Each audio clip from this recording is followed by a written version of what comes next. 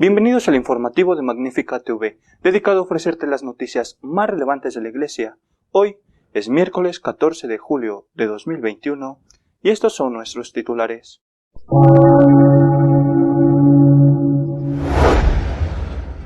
El domingo 4 de julio, tras haber rezado el Ángelus, el Papa fue llevado al Hospital Gemelli para una cirugía del colon. Se recupera bien y está fuera de peligro.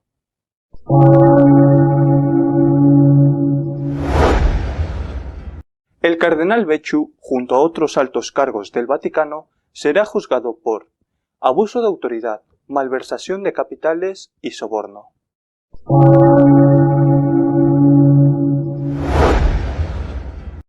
Se suceden los ataques con total impunidad de los musulmanes radicales contra los cristianos en África. Níger y Nigeria han sufrido los últimos atentados.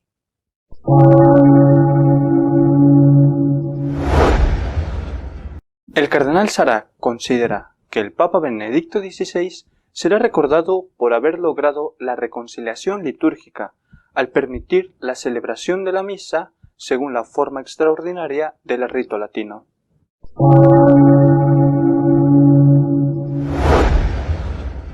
El Papa ha nombrado a un cardenal jesuita como relator del próximo sínodo de los obispos, dedicado a la sinodalidad en la Iglesia.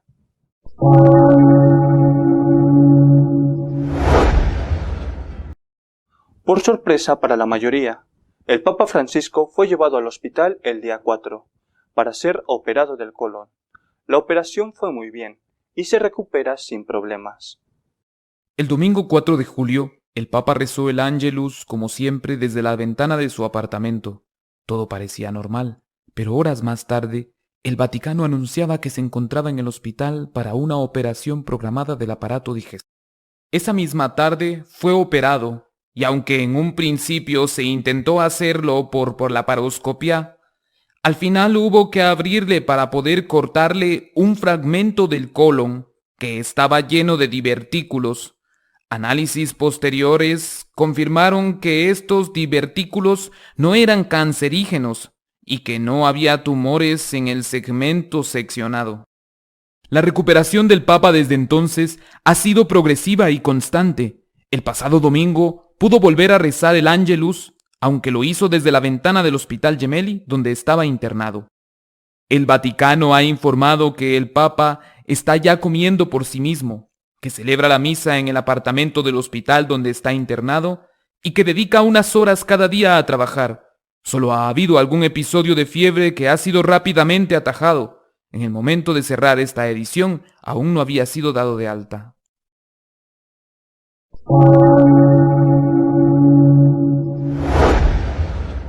Tras una larga investigación, el Vaticano ha decidido llevar a juicio al cardenal Becciu y a varios altos cargos, acusándoles de soborno, malversación y robo. Tras una investigación larga y compleja, dirigida por la Gendarmería Vaticana, el presidente del Tribunal de la Ciudad del Vaticano ha ordenado la citación a juicio de 10 personas, entre las cuales está el cardenal Becciu. La primera audiencia está prevista para el 27 de julio. Serán procesados René Brulart, expresidente de la Autoridad de Supervisión Financiera de la Santa Sede, Monseñor Mauro Carlino, antiguo secretario del sustituto de la Secretaría de Estado, Enrico Crasso, gestor de las inversiones de la Secretaría de Estado, Tommaso Di Ruzza, expresidente de la Autoridad de Supervisión.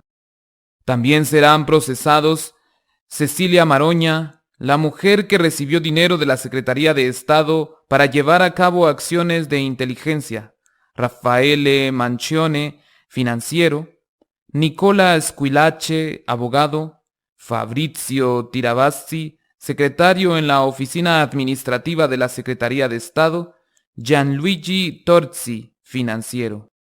Las personas más importantes de todo el grupo de imputados ha sido el cardenal Becciu, antiguo sustituto en la Secretaría de Estado y prefecto de la Congregación para las Causas de los Santos en el momento en que fueron hechas públicas las acusaciones. Ha sido acusado de malversación, abuso de funciones, complicidad y soborno. En un comunicado difundido por sus abogados, el cardenal se defiende como víctima de un complot en su contra, que le ha expuesto a una situación mediática sin parangón, y solo gracias a la fe, dice, es capaz de encontrar la fuerza para librar esta batalla por la verdad.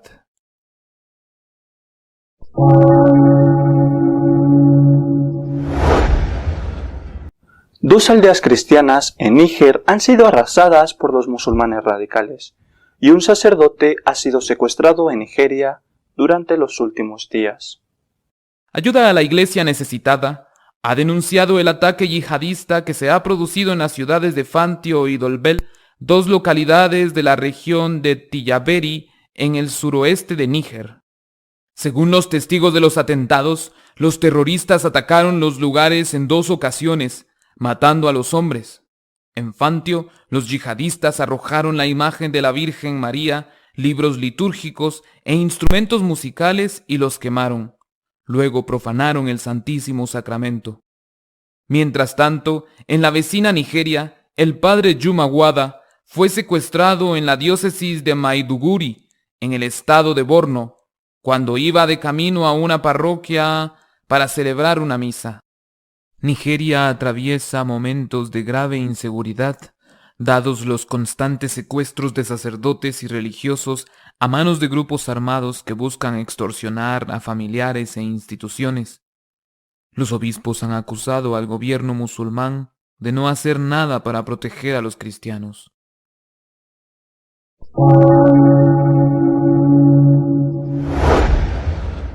El cardenal Sara ha utilizado su cuenta de Twitter para dar su opinión sobre la actuación de Benedicto XVI sobre la celebración de la misa en latín, es decir, según la forma extraordinaria.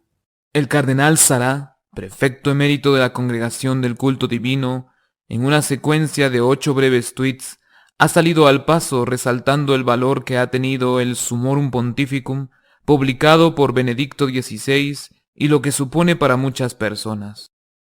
En la historia, Benedicto XVI será recordado no solo como un gran teólogo, sino también como el Papa de la paz litúrgica, el que construyó un puente ecuménico con el Oriente cristiano a través de la liturgia latino-gregoriana.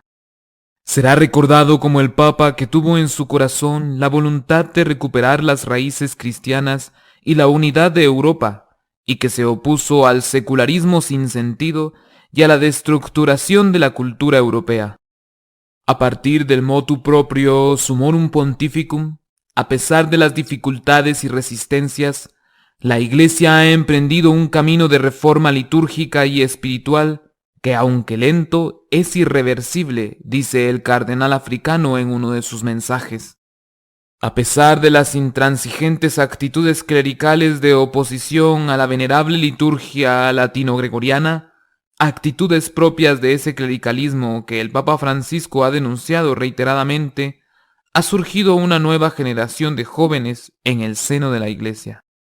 Esta generación es la de las familias jóvenes que demuestran que esta liturgia tiene futuro, porque tiene un pasado, una historia de santidad y belleza que no puede ser borrada ni abolida de la noche a la mañana, añadió.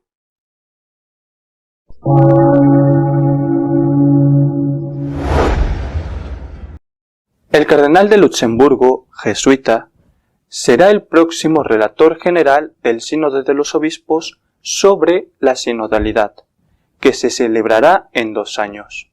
La oficina de prensa de la Santa Sede ha informado que el Papa Francisco nombró al cardenal Jean-Claude Hollerich relator general de la 16ª Asamblea General Ordinaria del Sínodo de los Obispos.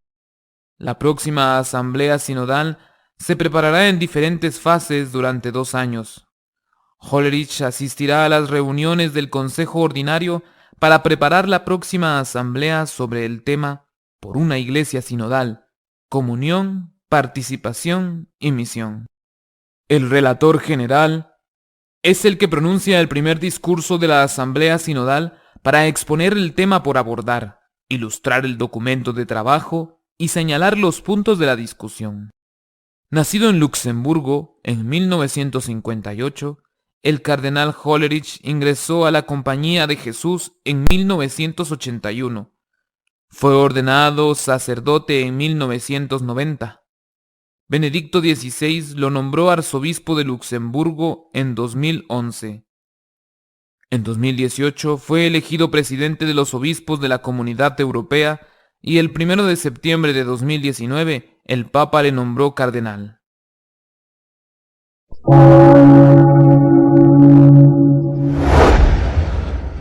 Nuestro editorial de esta semana está dedicado a comentar la operación del Papa Francisco y la situación en que vive la Iglesia. El domingo anunciaron, por sorpresa para la mayoría, que el Santo Padre iba a ser operado, que estaba ya, de hecho, en el hospital. Afortunadamente, la operación ha salido bien.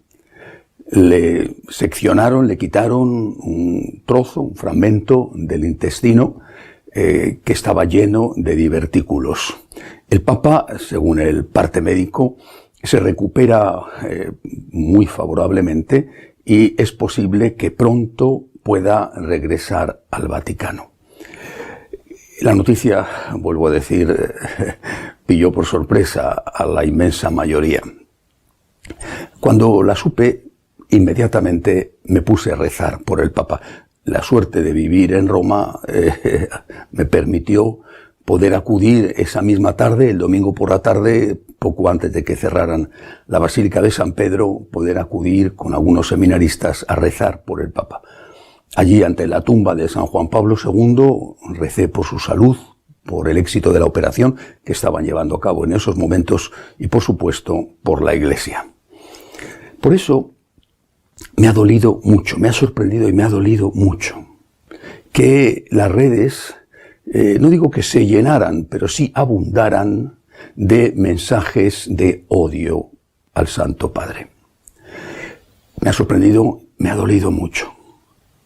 Odio al Papa por parte de católicos que dicen defender la doctrina de Jesucristo y la tradición. No puedo entenderlo, porque dentro de la doctrina de Jesucristo es esencial el amor al prójimo. Y si ellos consideran que el Papa es su enemigo por la forma en que gobierna la Iglesia, dentro de la doctrina de Jesucristo está amad a vuestros enemigos y rezad por los que os persiguen y calumnian. El odio que confío que haya sido una minoría, se ha visto reflejado en las redes estos días, aunque estoy seguro de que una mayoría ha rezado por la salud del Papa. Ese odio desprestigia al que lo tiene y hace daño también a la causa que esa persona dice estar defendiendo. Pero el odio, un odio que llega a desearle el mal al Papa por parte de un católico que se dice a sí mismo practicante, el odio es un síntoma. Estamos ante un síntoma de una gravísima enfermedad. Lo mismo que la enfermedad avisa con determinados dolores o determinadas cosas que pasan en el cuerpo, y hay que saber discernir qué significan esos síntomas, esos avisos para hacer frente a la enfermedad antes de que sea tarde.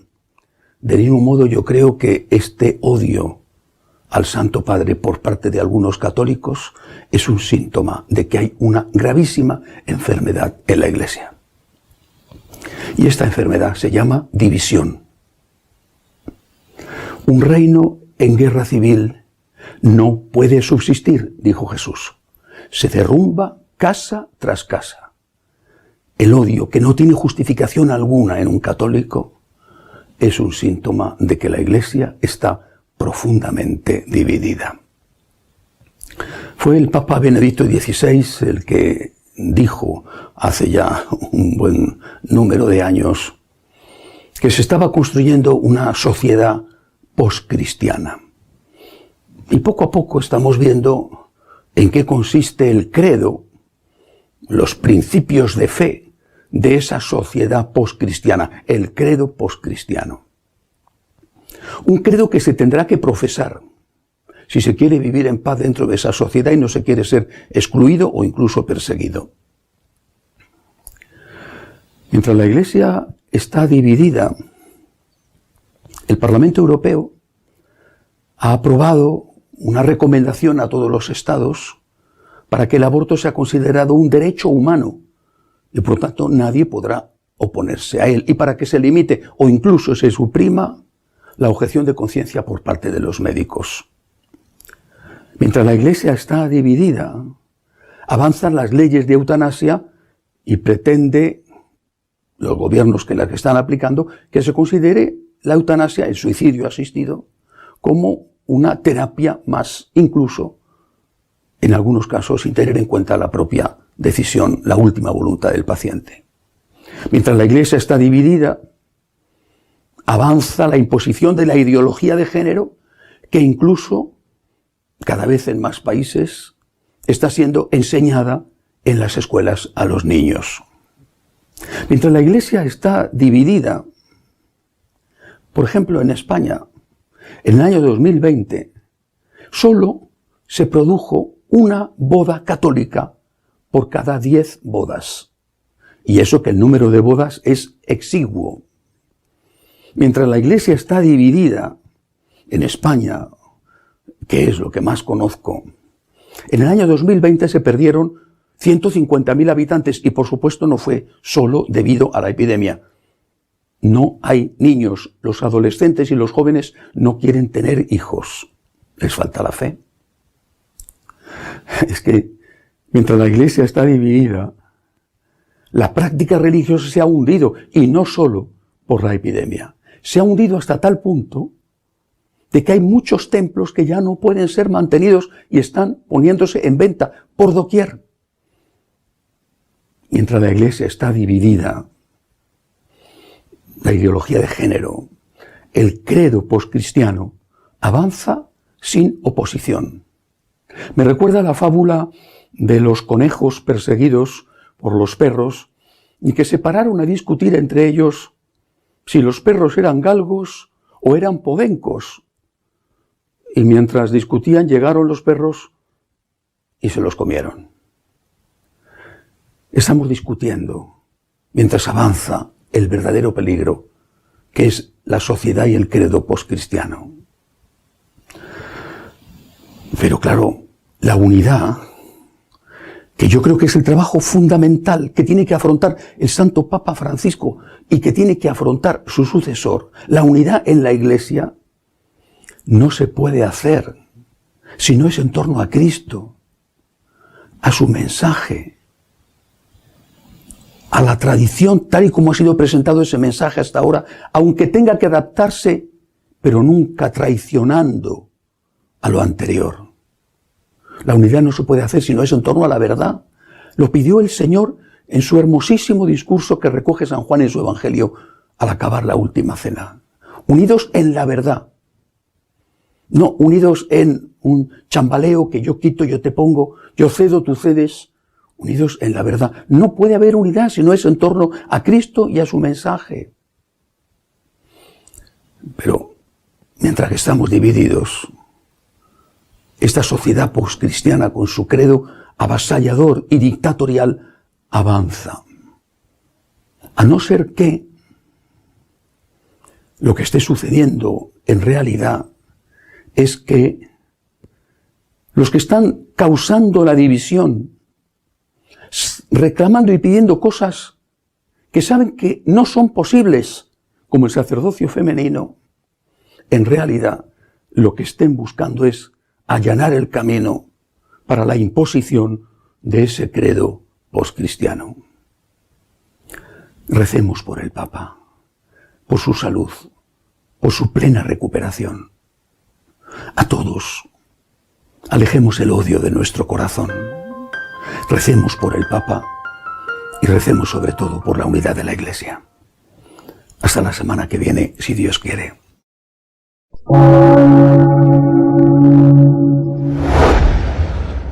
Si deseas estar al tanto de lo que va sucediendo en la Iglesia, puedes hacerlo en nuestra página web de noticias www.católicosonline.org.